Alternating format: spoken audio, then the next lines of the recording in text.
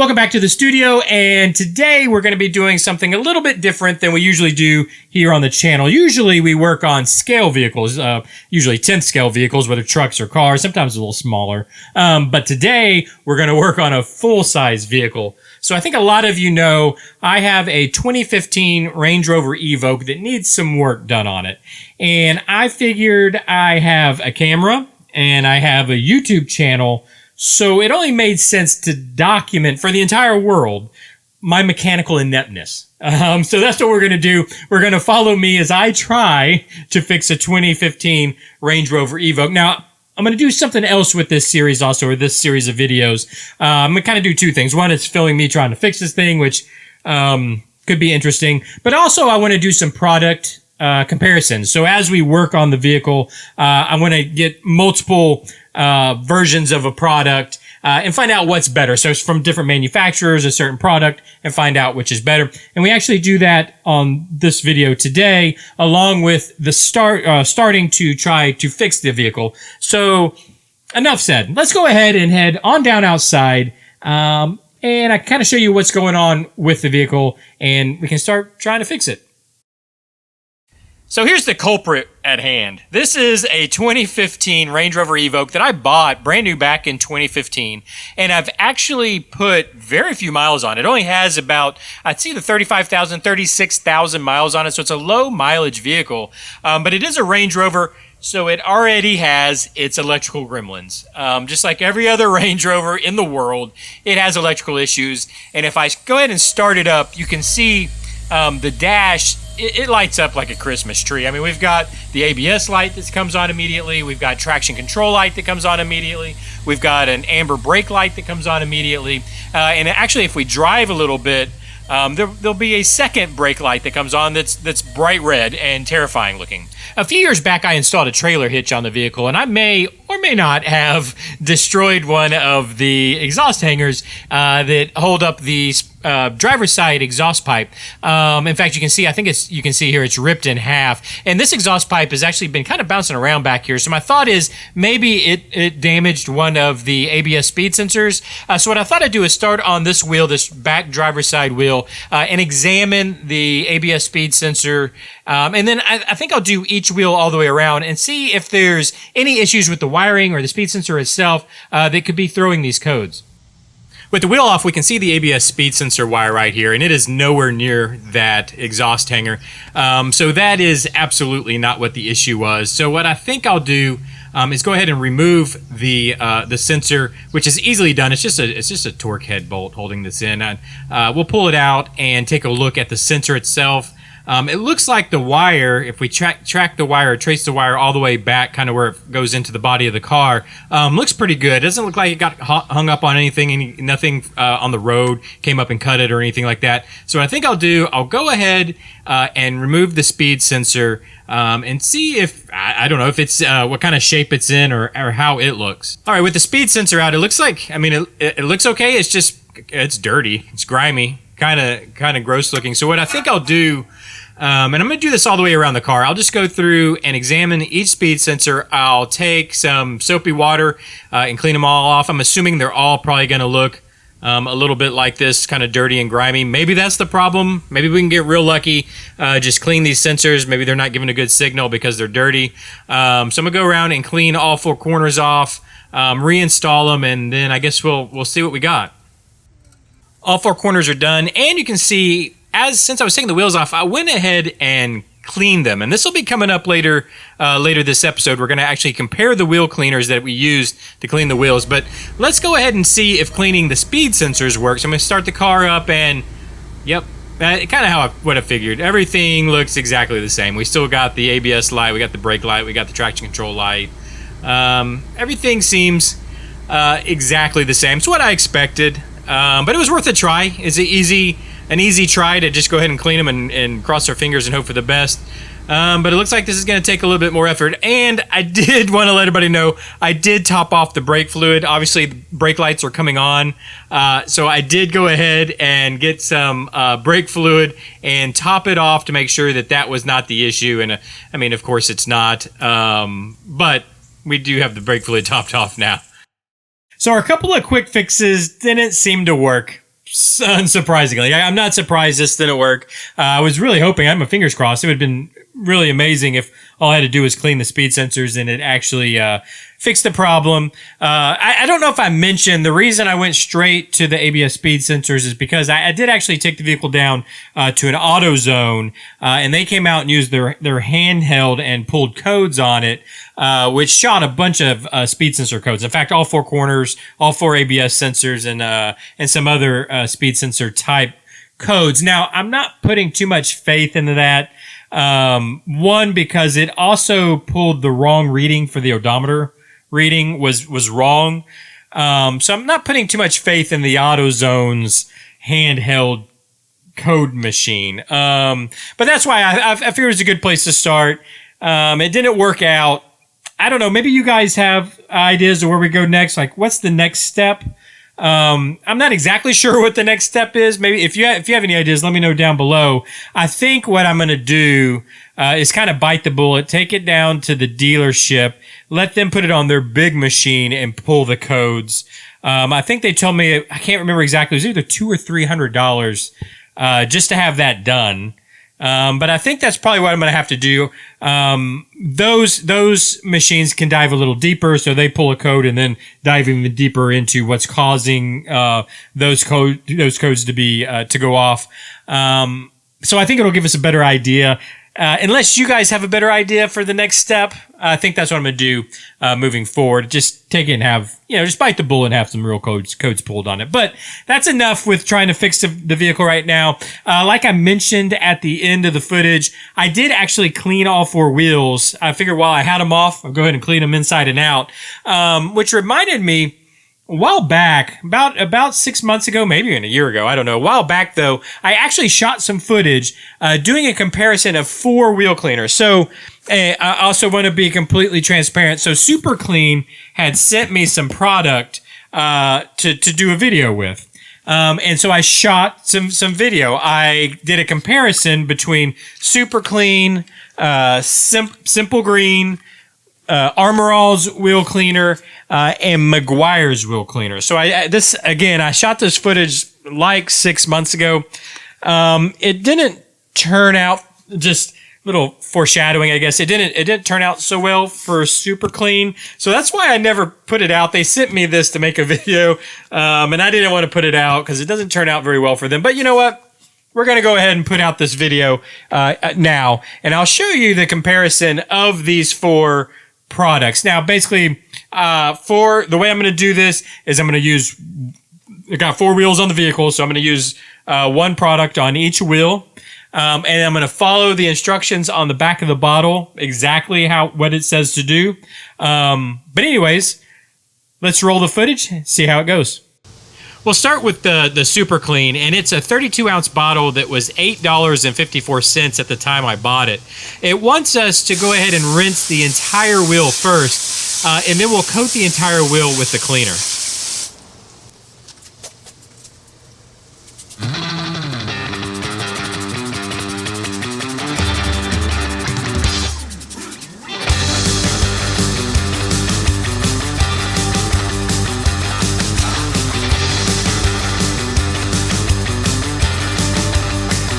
Now we just have to wait for 30 seconds according to the instructions.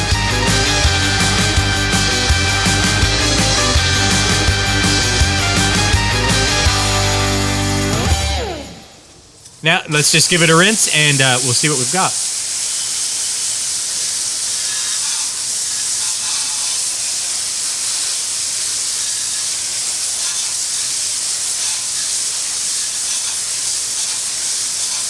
Not really completely clean, so I think I'm going to go in and scrub it by hand, see how it does.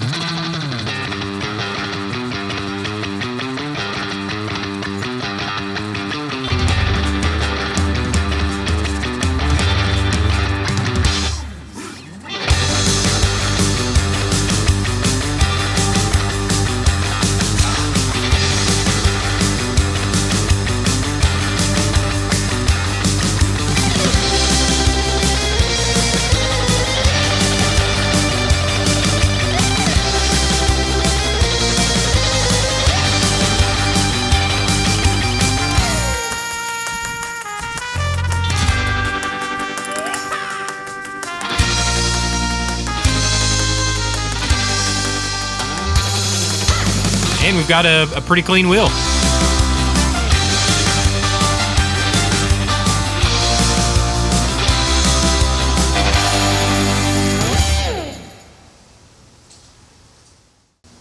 Moving on to Simple Green, it's a little bit smaller. It's a 24-ounce bottle at $4.57, and it actually wants us to coat the entire wheel on a dry wheel, so we don't rinse it first.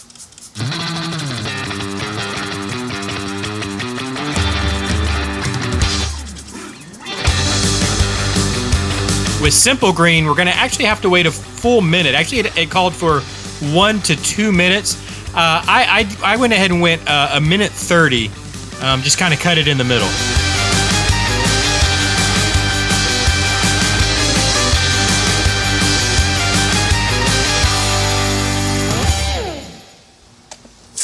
And give it a full rinse, and we'll see how it did.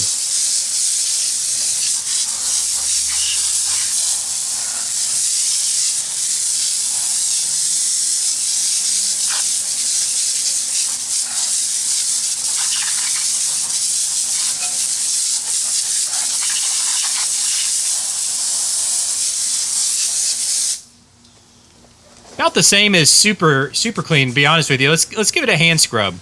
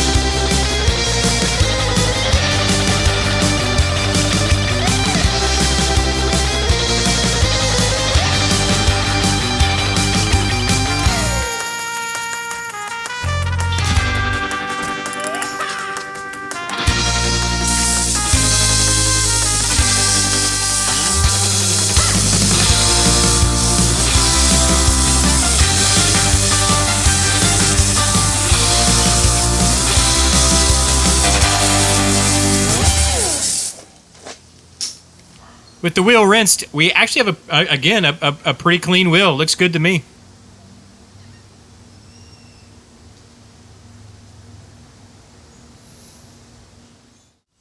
Now let's move on to the Armor All. It's also a 24-ounce bottle at $5.98. And just like the Super Clean, we're going to rinse the wheel first and then coat the entire wheel with the cleaner.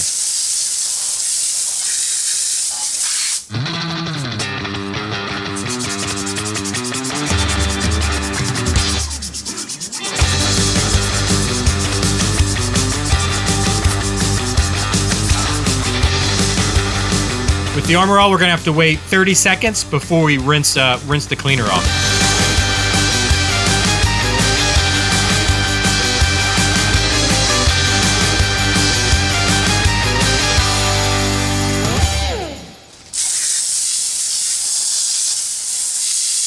Well, now we're getting somewhere. This actually rinses a little better than the previous two. Let's see where we're at when we're finished here.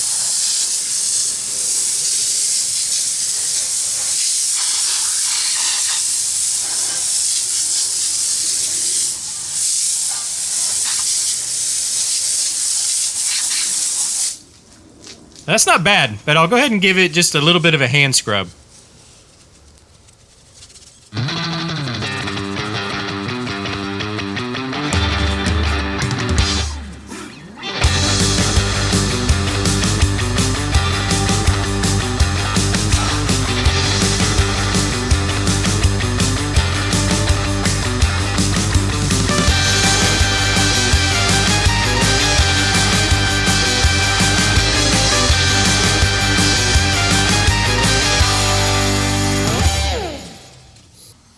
Just as clean as the other wheels, but with a lot less effort.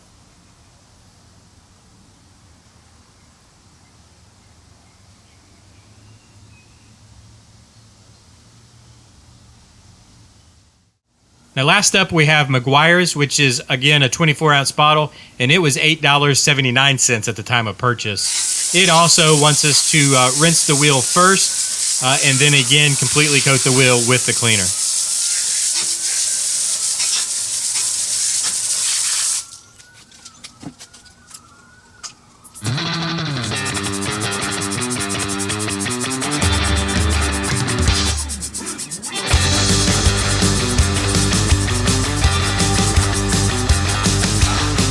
just like the Super Clean and the Armor All, we need to wait 30 seconds before we rinse the product off.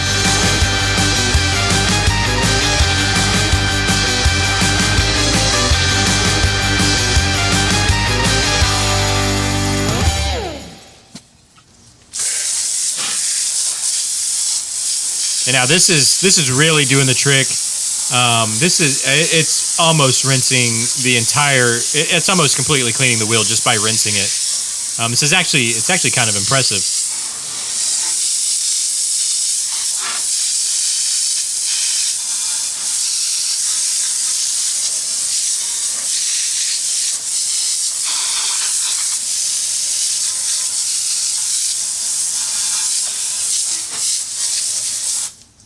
Well, I'll go ahead and give it a hand scrub just like the others, just to do a final little touch-up.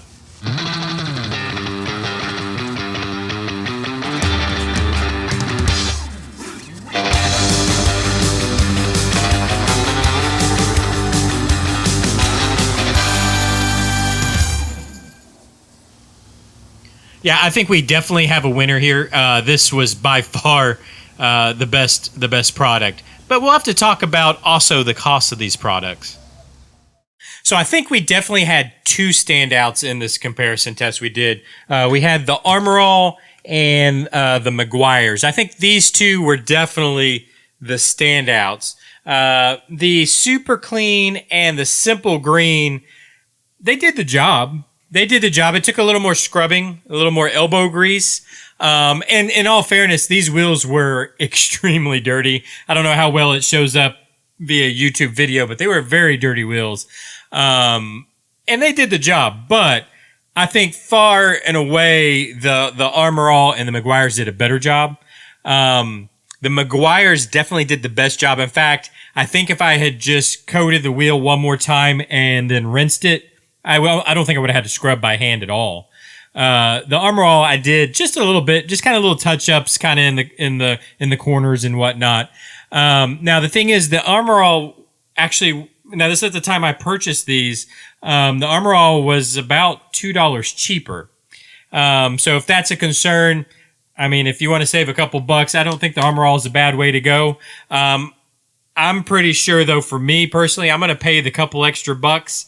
And I'm going Mcguire's. I think, at least out of the four products that I used, it was definitely the best. Let me know what you use. What do you use to clean your wheels? Let me know down in the comment section, what you use to clean your wheels. And if you think there's something, better than these four, maybe we can do another comparison in the future. I don't know, but let me know down in the comments.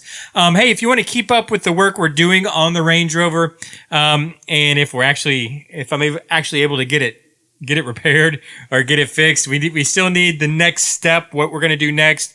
Again, I think probably what I'm going to do is take it down and have some real codes pulled on it. And then hopefully that'll give us a direction to go.